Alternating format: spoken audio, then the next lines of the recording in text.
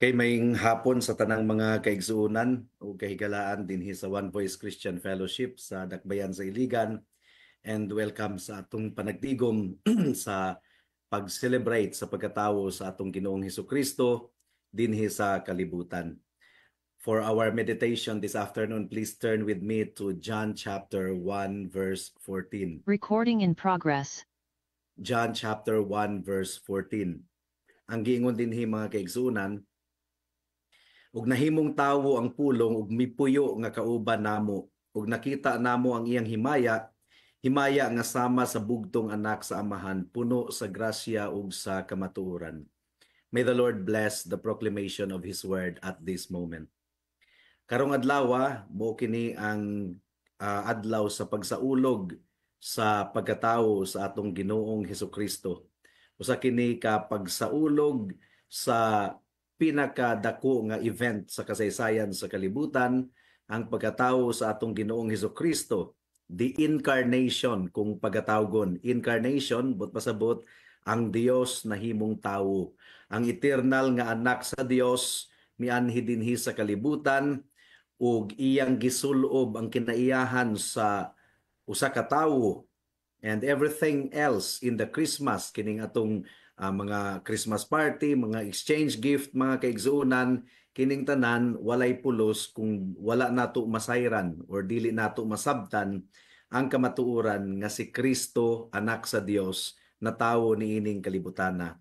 Ang atong teksto once again nagaingon, ug nahimong tawo ang pulong ug mipuyo nga kauban namo, ug nakita namo ang iyang himaya, himaya nga sama sa bugtong anak sa amahan, puno sa grasya ug kamatuoran. Ug gidugang pa sa Hebrews chapter 2 verse 17. Ang giingon dinhi, nganong gikinahanglan man nga mahimong tawo si Kristo nga anak sa Dios. Gitubag kini sa Hebrews 2:17, ang giingon dinhi, busa kinahanglang mahimo siyang sama sa iyang mga igsuon sa tanang mga butang, aron mahimo siyang maluluyon ug matinud-anon nga pinaka pangulong pari sa mga butang nga iya sa Dios, aron mohimo og halad nga pangtubos sa mga kasalanan sa mga tawo. Ug ang giingon sa Isaiah chapter 9 verse 6, ang tagna ni propeta Isaias mahitungod sa atong Ginoong Hesukristo, tungod kay alang kanato gipanganak ang usa ka bata, kanato gihatag ang usa ka anak nga lalaki, ug ang pagdumala mabutang sa iyang abaga, ug ang iyang ngalan pagatawgon og kahibulungang magtatambag, gamhanang Dios, walay katapusang amahan, prinsipe sa kalinaw. Now, ning takna sa kahaponon mga kaigsunan, atong i-celebrate ang pagkatawo sa atong Ginoong Hesukristo. But we celebrate it with the right understanding of the doctrine of the incarnation. Hinaot nga timan-an nato kining pulo nga incarnation, ang Dios na himong tawo. Ug kini nga subject mga kaigsunan, dili gyud ni mahimong karaan, dili kini mahimong hupas nga subject. Ug ang insakto nga pagsabot nato niining doctrine of the incarnation, mahinungdanon kayo sa atong Christian faith. Ang atong pagkaila sa atong Ginoong Hesukristo, mahinungdanon kayo. So nailhan mo ba ang atong Ginoong Hesukristo higala ug igsuon? Ang pinakaimportante nga question nga gipangutana sa atong Ginoong Hesukristo ana sa Matthew chapter 16 verse 13. Ang giingon dinhi, unsa ba ang ginaingon sa mga tawo kung kinsa ang anak sa tawo? So, ang tubag niini nga pangutana mga kaigsunan mao ang nagpahimulag sa tawo nga tinuod nga luwas ug sa tawo nga dili luwas. Ikaw higala, kinsa man si Hesukristo alang kanimo? Wala nay laing subject nga mahinungdanon gayud kaayo sa nga tanan kundili ang mailhan ang anak sa Dios, ang mailhan ang atong Ginoong Hesukristo. Well, kung atong kuhaon ang konteksto ni ining bersikulo mga kaigsunan sa atong pamalandong karon, sa unang kapitulo sa Gospel of John, gidescribe ni Apostle John ang misteryo sa atong Ginoong Hesukristo. Our Lord Jesus Christ is beyond measure. Hingpit gayud kayo ang atong Ginoo, gumikan kay Dios siya. Jesus Christ is God. sa unang upat ka bersikulo sa John chapter 1, gilarawan ni Apostle John ang kining gitawag og divine perfections of the Lord Jesus Christ. Una, He is eternal. Ang giingon sa verse 1, in the beginning was the Word. Sa sinugdanan, mao ang pulong. Ikaduha, He is distinct from the Father in person. Kaya ang giingon dito, in the beginning was the Word, and the Word was with God. Kauban sa Dios ang pulong. And yet, ang giingon usab ni ana nga bersikulo, si Kristo gayod Dios. He is God. Ang pulong Dios. And then sa verse 2, gipasabot ni Apostle John nga si Kristo mao ang magbubuhat. He is the creator. Ang tanang mga butang nahimo pinaagi kaniya. And then in verse 3 and verse 4, gipasabot ni Apostle John that Jesus Christ is the source of all life. Diha kaniya ang kinabuhi. Ug karon sa verse 14 sa atong teksto mga kaigsuonan, gideklarar ni Apostle John ang incarnation of Christ, ang pulong nahimong unod. Ang verse 1 naga-declare that Jesus Christ was, in the beginning was the Word.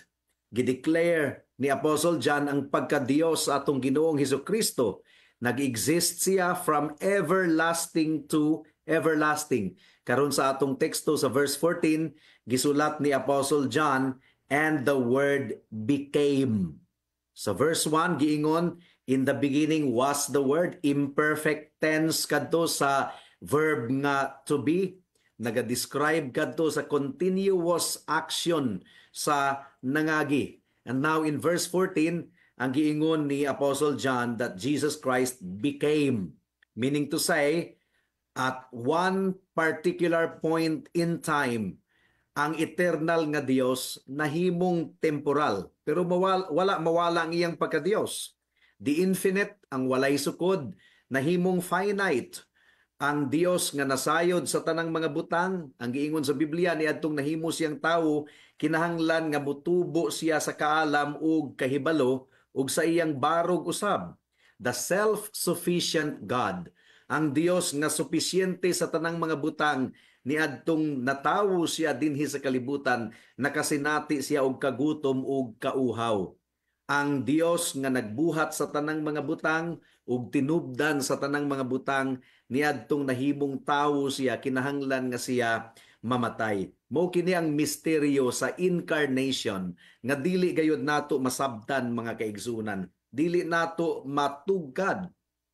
Ang eternal nga Dios nahimong tawo, nga wala mawala ang iyang pagka-Dios, nahimo siyang susama kanato diha sa lawas ug kalag. And yet, nagpabilin siya nga Dios. Ang tawag niini sa theology, hinaot nga mag-take down notes mo, ang tawag niini sa theology, hypostatic union. Hypostatic union, nagkahiusa ang human nature ug ang divine nature sa usa ka persona, ang atong Ginoong Hesukristo. Wala gayud naglibog ang divine nature ug ang human nature. Hypostatic union mga kaigsuonan, nagkahiusa. Now sa habilin nga oras sa atong pamalandong, atong i-discuss kining upat ka butang ug hinaot nga ato kining ma-discuss in a brief and concise way. Gumikan kay atong gipaningkamutan nga kining atong pamalandong mahimong short message lamang.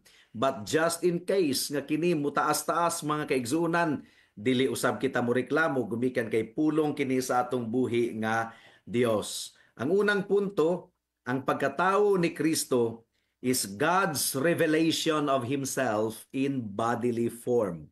Sa pagkatawo ni Hesukristo, gipadayag sa Dios ang iyang kaugalingon diha sa porma, sa lawas nga atong makita. Ang giingon sa John chapter 1 verse 14 once again, ug nakita namo ang iyang himaya. Himaya nga sama sa bugtong anak sa amahan, puno sa grasya ug kamatuoran. Tungod kay ang Dios nato mga kaigsuonan, Dios nga nagpadayag sa iyang kaugalingon, ngari kanato aron ato siyang mailhan. Kung dili gayud ipaila-ila sa Ginoo ang iyang kaugalingon, dili gayud nato siya mailhan. Salamat na lang because God revealed Himself. He is transcendent, He is high, He is apart, and beyond. Dili nato siya matugkad. So, ang grasya sa Ginoo mao ang nag-aghat kaniya nga iyang ipaila-ila ang iyang kaugalingon ngari kanato ug ang pinaka-revelation, pinaka-pinadayag sa Dios sa iyang kaugalingon mao ang pagkatawo sa pulong, sa Logos, the Word incarnate. Ang giingon sa Hebrews chapter 1 verse 1 and 2. And by the way, si Kristo, usa sa mga titulo niya is that he is called the Word or the Logos. Mugani nga ang giingon sa verse 1, in the beginning was the Word, and the Word was with God, and the Word was God. Sa sinugdanan mao ang pulong, ug ang pulong kauban sa Dios, ug ang pulong Dios. Sa Hebrews chapter 1 verse 1 and 2, ang giingon dinhi, niadtong unang panahon, ang Dios namulong sa atong mga kagikan sa lain-laing panahon ug sa lain-laing pamaagi. Sa mga propeta, apan niining katapusang mga adlaw, namulong siya kanato pinaagi sa anak, nga iyang gitakda nga manununod sa tanang mga butang, nga pinaagi usab kaniya gibuhat ang mga kalibutan. Now, mahitabo lamang kini pinaagi sa pagpakatao sa ikaduhang persona sa balaang Trinidad. The eternal Son of God. The Word became flesh. Ang Amahan ug ang balaang Espiritu wala nagpakita dinhi sa kalibutan in bodily form. And yet, ang eternal Son of God mianhi ug nahimong tawo ug gipadayag gayud sa balaang kasulatan mga kaigsuonan nga si Jesus parihong Dios ug parihong tawo. Ug kini nga union gitawag og hypostatic union, divinity and humanity in one individual essence. Dili kini union sa duha ka persona. There is only one person, the second person of the Trinity. Ang Trinity, mga kaigsunan, union kini sa tulo ka persona, the Father, the Son, and the Holy Spirit. Pagkahiusa kini sa tulo ka persona sa usa ka Dios. But Jesus Christ is not the union of two persons. He is the union of two natures in one person. Duha ka kinaiyahan sa usa lamang ka persona. In the person of Jesus Christ, gipadayag gayod sa Dios sa kinatibuk-an nga pamaagi ang iyang kaugalingon. Ang giingon sa Colossians chapter 2 verse 9, ang giingon dinhi, tungod kay diha kaniya nagapuyo ang kinatibuk-an nga pagka-Dios diha sa lawas. In other words, Jesus Christ is God, period. Hinaot nga masabtan kini sa tanang naminaw niini nga pagpamalandong ningtak na sa kahaponon. Ikaduha nga punto, ang pagkatawo sa anak sa Dios, Dios nga nahimong unod, usa kadto ka voluntaryo nga pagkanaog sa ikaduhang persona sa balaang Trinidad. The incarnation was a voluntary condescension. Gipakanaog ni Jesus ang iyang kaugalingon. And by the way, niadtong natawo si Kristo dinhi sa kalibutan, dunay contrast nga atong ma-observe sa iyang kinabuhi. He is an amazing display of contrast. Si Kristo dili masukod, He is infinite. Kita, masukod kita mga kaigsunan, dunay limit ang atong kinabuhi niining kalibutan na, but Jesus Christ was infinite and yet niadtong natawo siya, He became subject to the finiteness of time and space. Mukad to ang nahitabo sa atong Ginoong Hesukristo. Well, Jesus Christ is unknowable, incomprehensible. Ang mga Pariseyo naglibog kung kinsa gayod si Jesus. Si Jesus dili mailhan sa taong makasasala. Apan si Kristo iyang gibiyaan ang iyang kahimayaan didto sa langit aron mupuyo kauban sa tawo. Mo kini gipasabot ni Pablo sa Philippians chapter 2 verse 5 hangtod sa verse 8. Ang giingon dinhi, pagbaton kamo diha kaninyo ug susama niini nga panghunahuna nga anaa kang Kristo Jesus man usab. Nga siya bisag anaa sa porma sa Dios, wala niya giisip nga usa ka butang nga kinahanglang kuptan ang pagkatupong sa Dios. So tupong si Kristo sa Dios. Kundili gihubuan niya ang iyang kaugalingon o gikuha ang hitsura sa ulipon nga nahimong sama sa tawo. Ug sanglit nakaplagan siya sa hulagway sa tawo, nagpakaubos siya sa iyang kaugalingon ug nahimong masinugtanon hangtod sa kamatayon, bisan pa sa kamatayon didto sa cross. So si Kristo kuno matod sa Philippians chapter 2 verse 5 and 8, he was in the very form of God. Dili lang kay sama sa hulagway si Kristo sa Dios or he had the appearance of God. Jesus was and is the exact form of God.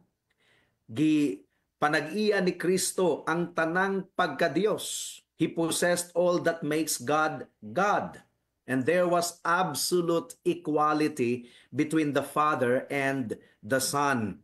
Wala giisip ni Kristo nga kini nga perfect quality nga anaa kaniya nga iyang pagakuptan. Niadtong mikanaog siya dinhi sa kalibutan, voluntaryo niyang gihubo ang iyang kahimayaan. Gisulob niya ang sapot sa pagkaulipon. He emptied himself. Sa theology niini mga kaigsunan, ang tawag niini divine kenosis. Gi-empty sa Ginoo ang iyang kaugalingon. Gihubo niya ang iyang kahimayaan. Unsa man ang iyang gi-empty or iyang gipakawalay sulod. Ang Dios dili gayud mausab. God is incapable of change. Dili mutubo ang Dios, dili pud makulangan ang iyang pagkasiya. He is one divine essence, one divine being. So, wala gi-empty, wala gikuha sa Ginoo ang iyang mga divine attributes. Kay muhunong na siya sa pagka-Dios. Kung iyang gihubo ang iyang pagka-Dios, no.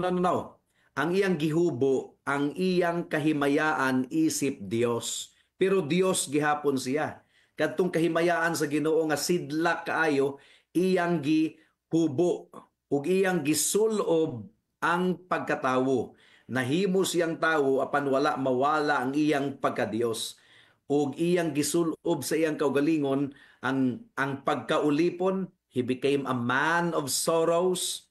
He became obedient unto death. Nahimo siyang masinugtanon ngadto sa kamatayon, bisan pa sa kamatayon didto sa cross. Si Jesus nga anak sa Dios, willfully gibiyaan niya ang iyang dapit sa kahimayaan ug iyang gisulob ang unod ug ang dugo aron mahimo siyang atong manunubos. Gumikan kay ang bayad sa sala mao ang kamatayon, ug kung walay pagpaaga sa dugo, walay kapasayloan sa sala.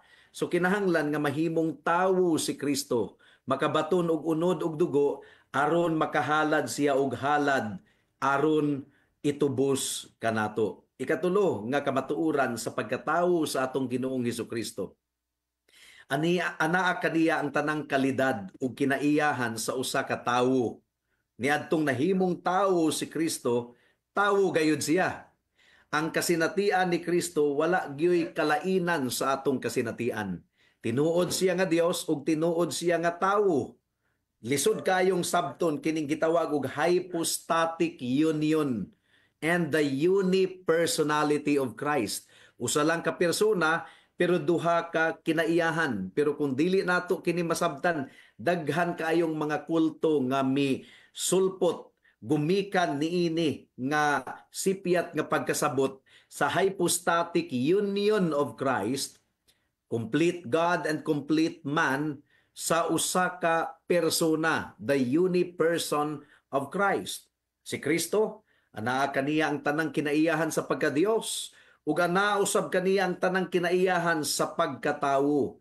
He is fully God and fully human. Busa takos siya nga pagasimbahon ug pagaalagaran nato.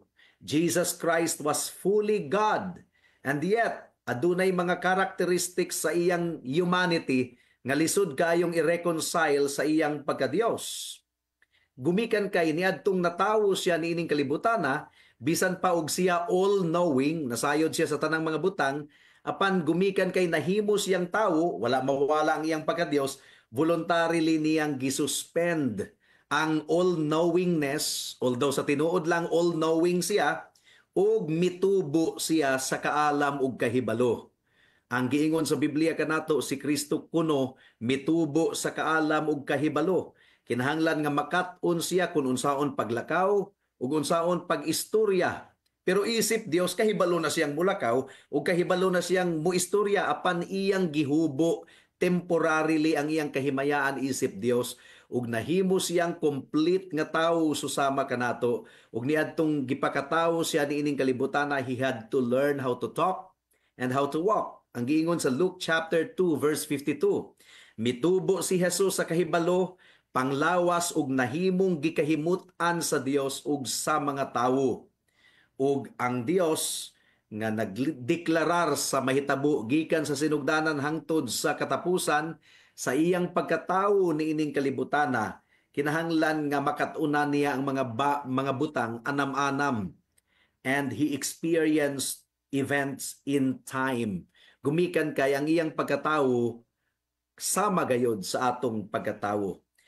He took on all of the weakness of human flesh na sinatian niya ang kahuyangon diha sa unod. Tinuod gayod siya nga puya nga bata didto sa pasungan sa mga hayop. Nasabtan niya kung unsay pamati sa gutumon ug uhawon. Nasabtan ni Kristo kung unsa ang pamati sa usa ka tawo nga anaa sa pagbangutan. Nasinatian ni Kristo ang tanang mga balatian, ang tanang pag-antos, basin og naglabad ang iyang ulo, nakasinati gud siya sigurado og hilanat mga kaigsunan. Kung dunalay medical ug biogesic sa ilang panahon, paracetamol miinom si Kristo og tambal. Ngano? Because he was subject to all the weaknesses of humanity.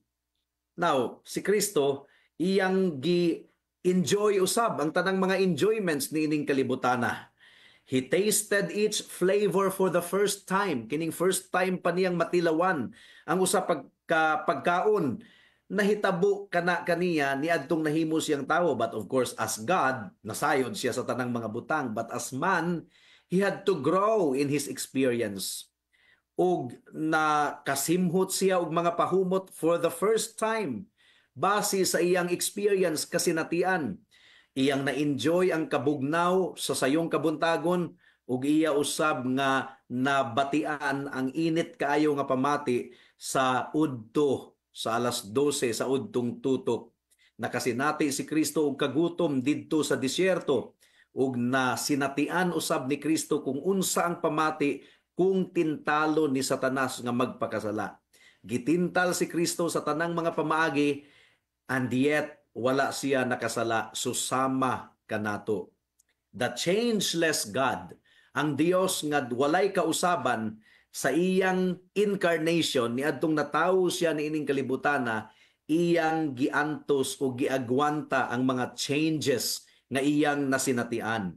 Dili sa iyang pagkadiyos, gumikan kay ang iyang pagkadiyos walay kausaban, kundili sa iyang humanity, sa iyang pagkatawo, nakasinati siya og mga kausaban. Ang Dios dili mausab, and yet sa pagkatawo sa atong Ginoong Hesukristo, it was one of continual change. Mitubo ang atong Ginoong Hesukristo gikan sa pagkapuya nga bata ngadto sa batang gamay, ngadto sa pagkaulitawo ug ngadto sa pagkahamtong sa pagka-adult, ug nasinatian niya ang mga kalipay ug pagbangutan niining kalibutana. Ikaupat ug katapusang punto. Ang pagkatawo sa atong Ginoong Hesukristo nahitabo kadto sumala sa eternal nga katuyuan sa Dios. Unsa man ang eternal nga katuyuan sa Dios? Nga ang mga pinili niyang katawhan even before the foundation of the world, kinahanglang pagaluwason pinaagi sa paglukat sa dugo ni Kristo ug sa iyang pag-antos ug pagsunod sa balaod sa Dios on behalf of people. God the Father elected a multitude of sinful men unto salvation. Gisaad sa Amahan nga iyang ihatag kadtong mga tawhana sa iyang anak, ug ang anak misugot nga pagalukaton niya sila gikan sa ilang mga kasalanan. Mao nga gisugo sa amahan ang iyang anak dinhi sa kalibutan. John 3:16, For God so loved the world that He gave His only begotten Son, that whoever believes in Him shall not perish but have eternal life. John chapter 6 verse 38. Ang giingon dinhi, tungod kay minaog ako gikan sa langit, dili aron buhaton ko ang akong kaugalingong kabubuton, kundili ang kabubuton sa nagsugo kanako. John chapter 7 verse 29. Nailhan ko siya tungod kay gikan ako kaniya, ug siya ang nagsugo kanako. Sumianhi si Kristo in complete obedience to the Father. Philippians chapter 2 verse 8. Ug sanglit nakaplagan siya sa hulagway sa tawo, nagpakaubo siya sa iyang kaugalingon, ug nahimong masinugtanon hangtod sa kamatayon, bisan pa sa kamatayon didto sa cross. John chapter 4 verse 34. Giingon ngadto kanila ni Jesus, ang akong pagkaon mao ang pagbuhat sa kabubuton sa nagsugo kanako, ug tapuson ko ang iyang buluhaton.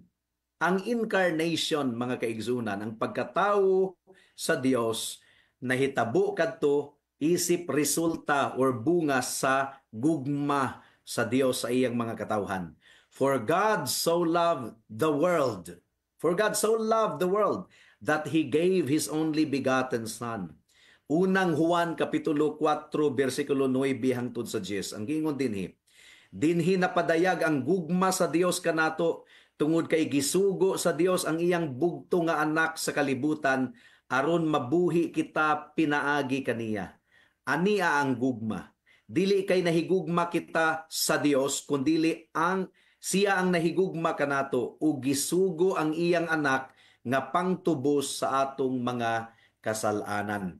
So mianhi si Kristo aron pagalukaton ang iyang mga katawhan gikan sa ilang mga kasalanan, kadtong gihatag sa Dios Amahan ngadto kang Kristo. Matthew chapter 1 verse 21.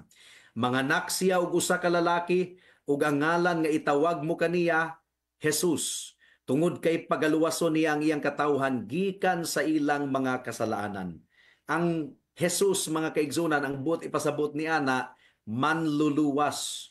Si Kristo mahimong manluluwas sa iyang mga katawhan. He will save His people.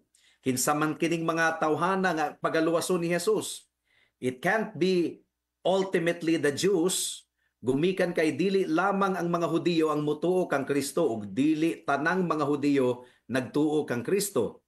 In fact, ang giingon sa John chapter 1 verse 11 hangtod sa 13, mianhi siya sa iyang kaugalingong Pinoy-anan, ug wala siya dawata sa iyang kaugalingong katawhan. Apan ang tanan nga midawat kaniya nga nagasalig sa iyang ngalan, gihatagan niya og katungod nga mahimong anak sa Dios, nga gipanganak dili sa dugo o sa kabubuton sa unod o sa kabubuton sa tawo, kundili sa Dios. So ang mga katawhan ni Kristo mao kadtong gipili sa Dios, gihatag sa Dios Amahan kaniya sa wala pagani matukod ang kalibutan. These are the sheep.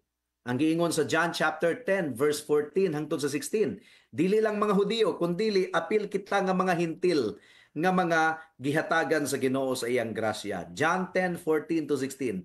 Ako ang maayong magbalantay, nailhan ko ang iya kanako, ug nailhan ako sa mga iya kanako, sama sa pagkaila kanako sa Amahan ug sa pagkaila ko sa Amahan, ug gihatag ko ang akong kinabuhi alang sa karnero. Aduna ako'y laing mga karnero nga wala niining maong koral. But pasabot, wala sa koral sa mga Hudiyo. Kinahanglan ko usab sila nga dadon dinhi, ug ilang pamation ang akong tingog, busa mahimong adunay usa ka panon sa mga karnero nga adunay usa ka magbalantay. Praise God. Ang saving grace sa Ginoo alang sa parihong Hudiyo ug mga hintil. The whole issue of our Lord's coming, mga kaigsunan, mao ang atong pagpanginahanglan sa katubusan or katubsanan. Kinahanglan gayud kitang matubos gikan sa atong mga kasalanan. Malukat, And in the end, ang pagkatao sa Dios mao nga si Kristo magantos ug mamatay ug mabanhaw pag-usab. Ang Christmas mga kaigsunan aduna kanay pananawon ngadto sa Easter or ngadto sa pagkabanhaw sa atong Ginoong Hesukristo. Christmas has an eye upon Easter. Ang atong Dios usa ka Dios nga misteryoso. Unsaon man nato pagsabot ang balaang Trinidad? Unsaon man nato pagsabot kining hypostatic union? Duha ka kinaiyahan, Dios and tao sa usa ka persona ni Kristo. God had to become man. Kinahanglang mahimong tao ang Dios in order to save us. Aron kita pagaluwason. Mao kini ang pinakadako nga milagro sa Biblia nga naka-record sa Biblia. This is Christmas mga kaigsunan. Ang walay katapusang anak sa Dios na tawo ingon nga tawo. Gisugo sa Ginoo ang iyang anak aron kita makabaton og kinabuhing walay katapusan.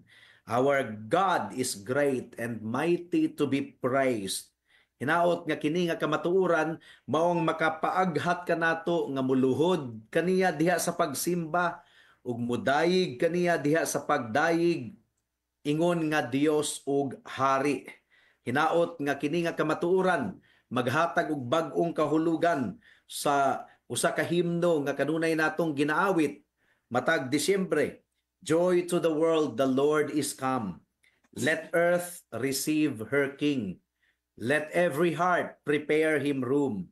And heaven and nature sing, and heaven and nature sing, and heaven and heaven and nature sing.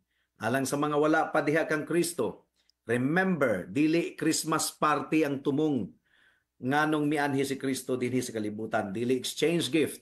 Dili ang paglitson og daghan kay mga pagkaon. Ang tumong ni Kristo nganong mianhi siya dinhi sa kalibutan is that gumikan kay ang mga makasasala nga susama nimo ug susama kanako dili gayud makaluwas sa atong kaugalingon. Ang requirement sa Ginoo alang sa kaluwasan mao nga masunod ang balaod sa Dios 100% ug mabayran ang tanang sala pinaagi sa kamatayon, pinaagi sa dugo. Dili nimo kana kaya higala. Mao nga si Kristo mianhi sa kalibutan ang Dios nga nahimong tawo nga wala mawala ang iyang pagka-Dios.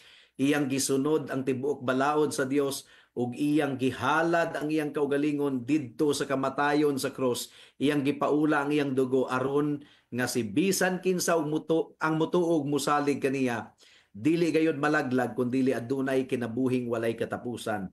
Ug si Kristo wala nagpabilin sa mga patay. Nabanhaw siya isip pagpamatuod nga natuman niya ang iyang misyon sa pag-anhi ni ining kalibutana. Duol kang Kristo higala, hinulsuli ang imong sala, ug saligi lamang siya ingon nga Dios ug manluluwas, bugtong Dios ug bugtong manluluwas sa imong kalag. Ug ikaw maluwas. Buhata kini karon dayon kay basin ug ugma ulahin ang tanan. Magampo kita. Oh dear Heavenly Father, we thank you so much for the blessing of your word this afternoon. Hinaot nga midulot kini sa kasing-kasing hunahuna sa matag usa. Ug hinaot nga ang tinuod nga message sa Christmas dili matabunan sa mga party-party, mga exchange gift ug uban pang mga kalingawan. Hinaot nga ang tinuod nga kahulugan sa Christmas nga mao ang Pasko, Paskuwa or Passover, ang paghalad ni Kristo sa iyang unod aron ang mga makasasala maluwas, aron nga pinaagi sa iyang dugo ug unod maluwas ang tanang mga musalig ug mutuo kaniya. Salamat o Dios. This we pray in Jesus name. Amen. Daghang salamat sa pagpamati sa pulong sa Ginoo. God bless us all.